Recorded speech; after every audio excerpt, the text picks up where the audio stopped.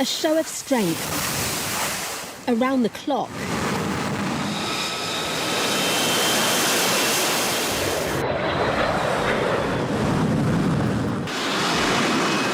In recent months, these aircraft have been scrambled in response to Russian warplanes and were even ready to intercept the Chinese in the South China Sea. In the end, that wasn't needed. K's new stealth jets operating from its biggest ever warship on a global tour. US Marines also on deck, more than doubling the firepower. You're looking at a carrier encircled and a clock that won't stop. HMS Queen Elizabeth sails on station while Chinese and Russian ships form a tactical semicircle and fighters roar overhead. No shots, no panic, just a test of discipline. For the next 48 hours we track the pings, the turns, the radio calls that kept this from tipping. Was that a radar lock or a bluff? There's no doubt they were watching us. It was safe and it was professional and at appropriate ranges. The commander revealed his carrier and escorting ships did track Chinese submarines though. And then we can move the carrier around it. It's literally sidestepping it so that we can continue on our way safely. Sky News was given rare access to the ship as it sailed off the coast of Oman.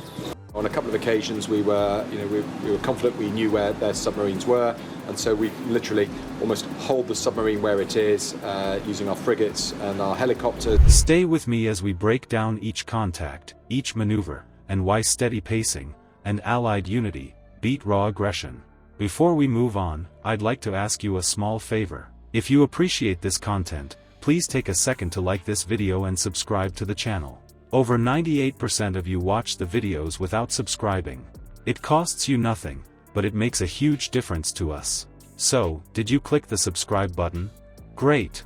Thank you so much. Now, back to the video.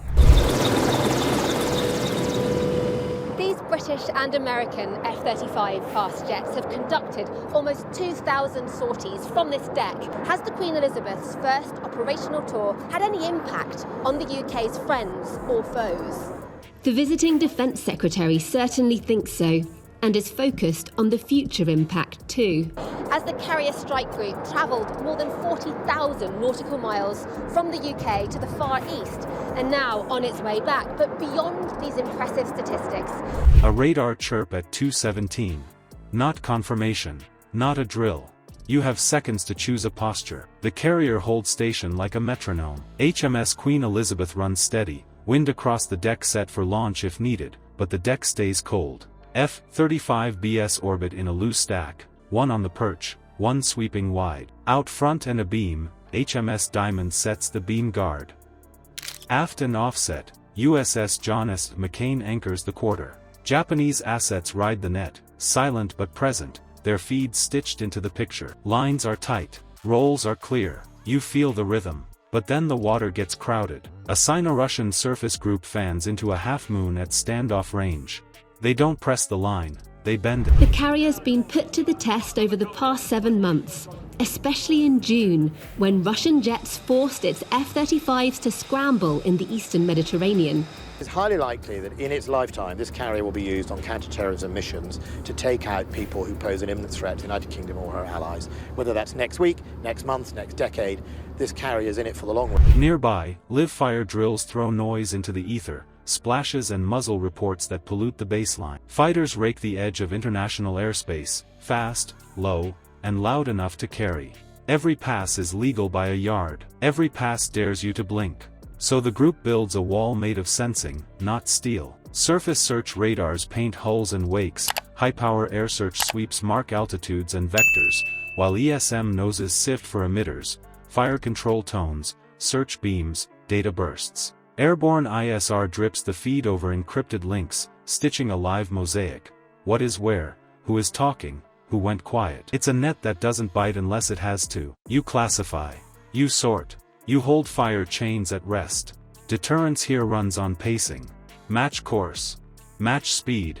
Keep geometry stable so no ship gets a clean crossing angle. It's like two chess players moving knights along the same color squares, close enough to threaten, not close enough to strike. You deny angles without flashing a weapon. You stay inside ROE, not as a leash, but as a line that forces the other side to show intent first.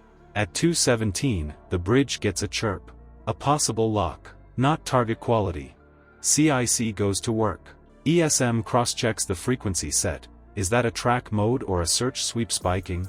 Air Watch calls altitude. F-35Bs slide their stack by a few thousand feet to split look angles and keep radar horizons clean. No hard rudder. No panic. The carrier nudges 2 degrees to port, a small change that keeps lanes deconflicted and preserves recovery headings. You let the tone breathe. It fades. You log and move on. Mutual support lines do the heavy lifting. Diamond keeps the beam, radar arcs overlapped with the carrier's umbrella. McCain holds the quarter, radar and missiles covering the rear approach. The supply ship rides tucked inside the pocket, shielded by steel and distance. Those arcs overlap like scales on armor. No single point invites a dash. To close hard, an opponent must cross multiple cones of awareness. That is the point. Another alert snaps during a fighter pass. Timing is tight, almost theatrical. Tracking holds, but never clicks to target quality. You hear discipline in the silence. Emkin stays tight. No one lights up with a brash fire control burst. The temptation is to climb the ladder, raise profiles, lock back, force clarity. Instead, the group breathes in. The net tightens without a show. Command makes the call, restraint, not retreat.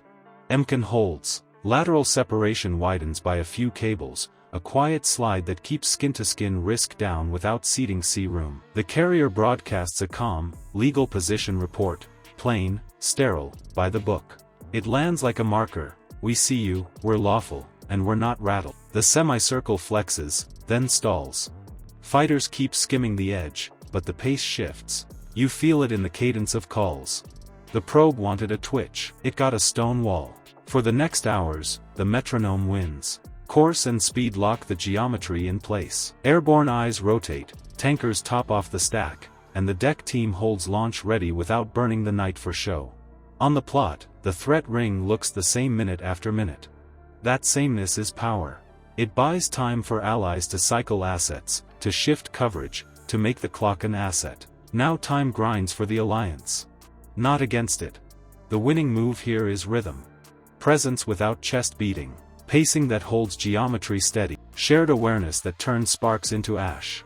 You saw how restraint, spacing, and clean comms made the clock work for the alliance, not against it. What would you do at the first lock tone? Turn hard or hold steady within ROE? Comment your choice below. If you want more hard-nosed tactical breakdowns, subscribe now. This is the story we study because it keeps ships safe and leaders calm. Deterrence isn't loud. It's steady. Subscribe and join a community that seeks to understand the realities of modern conflict.